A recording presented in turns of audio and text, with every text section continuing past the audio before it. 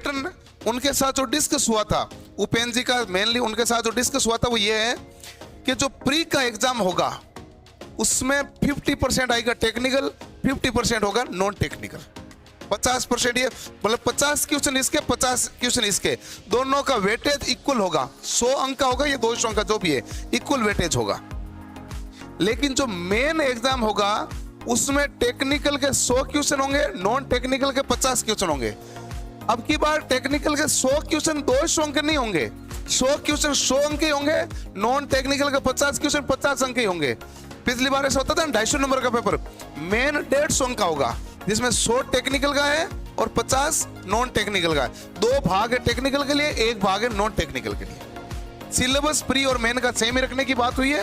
फिर अब वो बोर्ड की एक बार बैठक होगी और उस बैठक में वापस इसको चेंजेस करके ओके किया जाएगा और ओके करके उसके बाद विज्ञप्ति जारी करने का कहा उन्होंने। तो उन्होंने कहा बैठक में 2-4 दिन का टाइम लगेगा, तो आयु सीमा कम से कम 31 तो होनी ही चाहिए सर जी। 31 है ना आयु सीमा, कम से कम 31 होने। देखो आयु सीमा का एक पेज फंसा हुआ है भाई, मैंने आज ही बात उनको की थी, आयु सीमा का पेज फंसा हुआ था। पिछली बार दिनेश कुमार जी थे तब हमारी बात हुई थी, उन्होंने कहा 40 साल कर देंगे। लेकिन आज जब उन्होंने को हमने कहा तो उन्होंने कहा कि हम एज 28 साल है, 3 साल का एक्सटेंशन देते हैं, तो 31 हुई। और इसके बाद कैटेगरी में जो छूट है वो छूट मिलेगी। वो उन्होंने कहा कि भाई ये 40 साल नहीं कर सकते, टेक्निकल भर्तियां हेल्पर की भर्ती उसमें 40 साल नहीं किया जा सकता। हमने पक्ष रखा पूरा, लेकिन मैं जो जिन बच्चों की एज हुई मैं उनसे माफी चाहता हूं, मैंने पूरा पक्ष रखा। लेकिन मैं आपको बात स्पष्ट बताता हूं कि उन्होंने ना हार नहीं भरी, उन्होंने हार नहीं की थी। उन्होंने यही कहा था कि 31 है, उसके बाद कैटेगरी वाइज छूट है वही है। 31 का कहा, 40 का नहीं कहा। हमने कहा सारी भर्तियों में, उन्होंने कहा टेक्निकल भर्तियों में इस प्रकार की नहीं होगी, 31 रहेगी।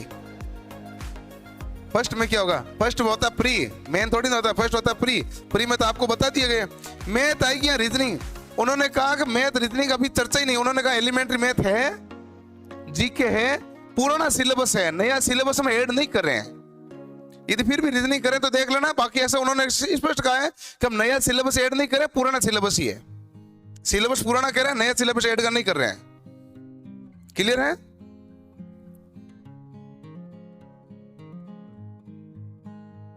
आपका अरे नहीं, मेरे आगे क्या ना समझ सको। ये सब कुछ के लिए सबसे ज्यादा संघर्ष किया था उपेंद्र जी ने, और बाकी सभी विद्यार्थियों का बहुत सहयोग रहा था, एकजुटता थी, तब ये सब कुछ संभव हो पाया। कुछ 5-4 एक लफंगे हैं, वो मतलब उछल कूद मचाते हैं बंदर की तरह ग्रुपों में, जिनको ये होश नहीं रहता किनके बारे में क्या लिखें, किनके बारे में क्या नहीं लिखें। मैं उनको इग्नोर करता हूं, मैं ऐसे उनके ऊपर ध्यान देता नहीं हूं। आप प्यार से चाहने वाले बहुत हैं, बहुतों की हम उम्मीद है, तो हम उस उम्मीद पर खरा उतरना चाहते हैं। उन 5-10 के चक्कर में हम आपके भविष्य के साथ कुछ नहीं करें। 5-10 कुछ भी कहो ना, उसको क्या फर्क में पड़े। 5-10 को तो नहीं मिले, मैं देखो मसाला देता हूं, क्योंकि वो बेरोजगार हो गए वापस, उनको बोलने के लिए मसाला चाहिए, मैं मसाला देता हूं आपको। ठीक है ना बच्चों, सुनना। वो 4-5 जो भी है अटक पटक, आप जानते होंगे उनका नाम, ठीक है। तो एक तो आप ये कह सकते हैं कि इन्होंने भर्ती लेट कराई, एक आप कह सकते हैं कि मैं दावा करता हूं भर्ती 2023 में आएगी, एक ये कह सकते हैं कि पिंडल और उपेंद्र जी मिले हुए हैं, एक और कह सकते हैं जो आपके खुद के दिमाग में आएगा, तुम्हारे दिमाग में जो इनके दिमाग में ये चल रहा है वो उनके आएगा, वो और कह सकते हैं। ठीक है, चलो। प्री 100 नंबर की, मेन 150 नंबर का। फाइनल मेरिट मेन से बनेगी, प्री से नहीं बनेगी। प्री 100 नंबर की है, मेन से 150 का है। प्री में 50 टेक्निकल, 50 नॉन टेक, मेन में 100 टेक्निकल, 50 नॉन टेक्निकल। क्लियर है? चलो। पूजा मोदी जी कह रहे हैं कि पेपर एक ही होना चाहिए। हमने कहा एक ही होना चाहिए, जब उन्होंने कहा कि हम नॉर्मलाइजेशन नहीं कर रहे हैं, नॉर्मलाइजेशन नहीं होगा, तो जब नॉर्मलाइजेशन नहीं होगा तो एक पेपर में तो आप ही कैसे, आप ही होते तो सहमत नहीं होते। क्यों नहीं सहमत होते? उन्होंने कहा पेपर में हम बहुत सारे क्वेश्चन बनाते हैं, फिर फिल्टर होकर आपके सामने आते हैं, तो कोई सा पेपर टफ होगा, कोई सा पेपर आसान होगा, तो आपके लिए भी तो नुकसानदायक है, वो तो आपके लिए भी तो नुकसानदायक है। नॉर्मलाइजेशन करे तो कोई दिक्कत नहीं थी, लेकिन ये नॉर्मलाइजेशन कर नहीं रहे हैं कि नहीं हमारे डिपार्टमेंट नॉर्मलाइजेशन है ही नहीं। अभी जैन में भी तो नहीं किया। चलो बड़ा हो सर जी ये उन्होंने कबाड़े किए तो सर जी रूपेन जी तो उनमें लगे थे, इनको सीधा कर दें। अब पद बढ़ाने वाले में बाद में लगेंगे भाई, बात तो आपकी ठीक है, लेकिन अब जो पद है उसके लिए बहुत मेहनत कर लो ताकि उस पद में अपना स्थान ग्रहण कर लो। और जिनको समय चाहिए वो अभी समय है आपके पास, पढ़ो।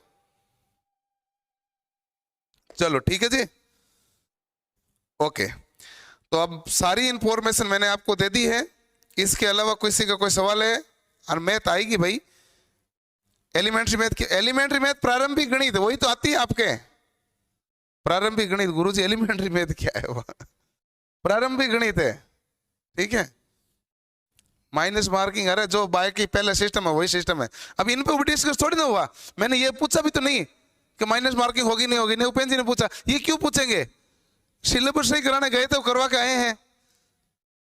नहीं, आप ही तो समझो। अब क्या चाहता है वो, हमारे कौन से घर में बैठने वाला आदमी जो, अब ठीक है सारी बातें थोड़ी ना होती है, जो मेन पॉइंट होते हैं उनके ऊपर तो चर्चा होती है सारी। चलो भाई ठीक है सर, हमारे लिए सारे रूल रेगुलेशन क्यों, मतलब सारे रूल रेगुलेशन का मैं मतलब आपका समझा नहीं, लेकिन फिर भी आपके लिए रूल रेगुलेशन है तो वो है। अब बताओ क्या करें? उन्होंने कहा भाई नॉर्मलाइजेशन होगा नहीं, नॉर्मलाइजेशन होगा नहीं तो इसलिए हम पेपर में फर्जीवाड़ा नहीं हो, पिछली बार फर्जीवाड़ा हुआ तो उनको भी बन गए, फर्जीवाड़ा नहीं हो इसलिए हम प्री और मेन कर रहे हैं। तो अब मेरी जगह आप होते या उपेंद्र जी की जगह आप होते तो आप क्या कहते हैं? नहीं फर्जीवाड़ा होना, तो ऐसे कहते नहीं कहते ना, आप कहते हैं फर्जीवाड़ा तो नहीं होना चाहिए और फाइनल रिजल्ट एक ही पेपर से आना चाहिए, तो प्री और मेन इसलिए उन्होंने किया था। अब आप ये बताओ कौन सा सब्जेक्ट पढ़े? राजस्थान जीके पढ़ो, इलेक्ट्रॉनिक्स पढ़ो, नहीं सॉरी इलेक्शन पढ़ो, पूरी इलेक्ट्रिशियन और राजस्थान जीके पढ़ो, ठीक है ना। दो पर फोकस रखो, बाकी सब ओके हो जाएगा। चलो जी, मिलते हैं अगली क्लास में आगे। और कुल मिला के सिलेबस क्या होगा? इतनी देर से पूरी रात रामायण पढ़ी, सुबह उठ के पूछे राम के बाप का नाम क्या है, ठीक है। वीडियो वापस देख लेना आप, ठीक है ना। अब आपको सुविधा मिल गई है चलो ठीक है, ओके जी, मिलते हैं